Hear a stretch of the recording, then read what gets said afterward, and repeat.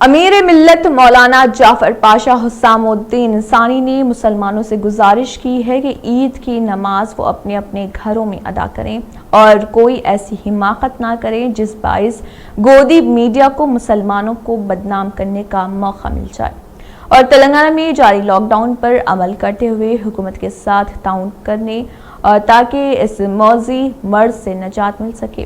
بعد ازاں امیر ملت مولانا جعفر پاشا حسام الدین ثانی نے مزید تفصیلات بتائی۔ ناظرین کرام،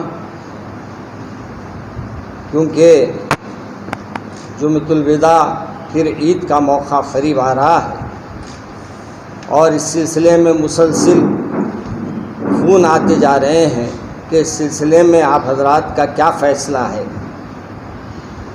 کیونکہ لاک ڈاؤن پورے ہندوستان میں ہے اور یہ لاک ڈاؤن کا سلسلہ چل رہا ہے، تو علماء کرام نے جس انداز سے ہم کو کہا ہے کہ عیدین کی نماز میں بھی اس بات کا خیال رکھے کہ زیادہ مجمع نہ جمع ہو، 2 سے 4 آدمی 3 آدمی جو اجازت گورنمنٹ دی ہے اسی بنیاد پر آپ کو نماز ادا کرنی ہوگی۔ اور ساتھ میں ہمارے علماء کرام نے یہ بھی کہا ہے کہ اپنے گھر کے اندر بھی آپ عید کی نماز ادا کر سکتے ہیں، اور اس کے بعد اگر خطبہ کوئی دینے کا اہل ہے تو وہ خطبہ بھی دے سکتے ہیں۔ اور بعض علماء نے یہ لکھا ہے کہ اگر آپ نماز سے چاشت پڑھ لے تو وہ بھی کافی ہو جائے گا۔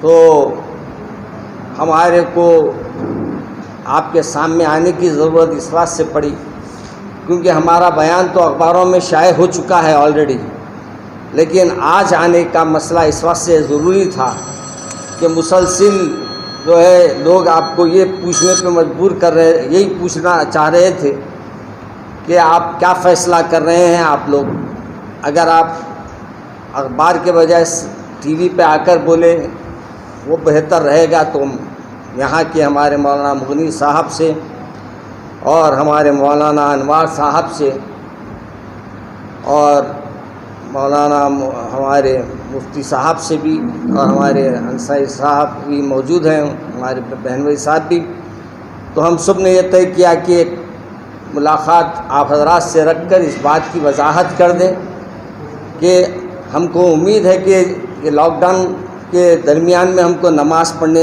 کے بعد سے اجازت نہیں ملے گی۔ البتہ اتنا ضرور ہے کہ کوئی بھی ایسی حماقت نہ کریں کہ جس سے آپ لوگوں پہ کیسز بک ہو، اور آج مسلمانوں کو میڈیا بدنام کرنے پہ لگا ہوا ہے۔ ابھی دیکھیے آپ تصویر کہیں کی بھی نہیں ہے، کب کی تصویر نکال کر اس کو آج کے حصے میں جوڑ دیا گیا اور میڈیا پہ چلا دیا گیا کہ مسلمان بھینڈی بازار میں نظر آ رہے ہیں۔ تو یہ حکومت جو ہے، یعنی بعض ٹی وی چینلز ایسے ہیں جو مسلمانوں کو بدنام کرنے کی ہمیشہ کوئی نہ کوئی سازش کرتے رہتے ہیں۔ اس لیے آپ حضرات کے ساتھ مل کر یہ بات ان تک پہنچانا ہے جو ہمارے چینلوں کو دیکھنے والے ہیں کہ ہم اس لاک ڈاؤن کا ہمارے کو اس بات سے بھی خیال رکھنا ہے، کیونکہ یہ بیماری کے بارے میں ابھی تک کوئی اس کا متبادل کوئی علاج نہیں نکلا۔ اگر کوئی علاج نکلتا یا کوئی ٹیکے ہوتے یا کوئی اور چیز ہوتی تو پھر اس سلسلے میں ہم آپ سے کہہ سکتے تھے کہ بھائی یہ بیماری کا علاج ہے۔ اب لا علاج بیماری ہے، اللہ سے دعا کر رہے ہیں ہر روز کہ ہمارے یہ بیماری کو دفع فرما دے۔ انشاءاللہ اللہ تبارک و تعالی رمضان میں ان روزہ داروں کی دعاؤں کی برکت سے اس بیماری کو ٹال دے گا انشاءاللہ۔ مگر یہ بھی ہے کہ ہم کو احتیاط کرنے کا بھی حکم ہے، ہم احتیاط بھی کریں۔ مگر افسوس یہ بھی ہو رہا میرے کو کہ لاک ڈاؤن کے اندر بھی ماشاءاللہ لوگ شاپنگوں میں پیچھے نہیں ہٹ رہے، اور مجھے یہ احساس ہو رہا ہے کہ بہت سے ابھی لوگ ایسے ہیں جن تک اناج پہنچنا ہے، بہت سے ایسے لوگ ہیں جن کے پاس ابھی بھی کھانے کو کھانا نہیں ہے، مگر ہم ان کا خیال نہیں رکھ کے اپنے کپڑوں پہ اب ترجیح دے رہے ہیں۔ اور یہ کوشش کر رہے ہیں کہ ہم کپڑے پہنیں گے. کپڑے کس خوشی میں پہنیں گے؟ کیا ہم سے اللہ کے تبارک و تعالیٰ کا جو احکامات رمضان کے تھے کیا ہم نے پورا اس کا حق ادا کر لیا؟ کیا ہم نے اس کا حق پورے طریقے سے ادا کرا؟ پہلے یہ غور کر لیجئے. ہاں اگر آپ حق ادا کر لیے ہیں تو آپ کو عید منانے کا حق ہے. اگر آپ ابھی بھی کئی نوجوان ہمارے روزے چھوڑے ہوئے ہیں, کئی لوگ روزے چھوڑ کے اپنے تفریح کر رہے ہیں, تو ایسے لوگوں کو عید کے کپڑوں کی بڑی جلدی ہے.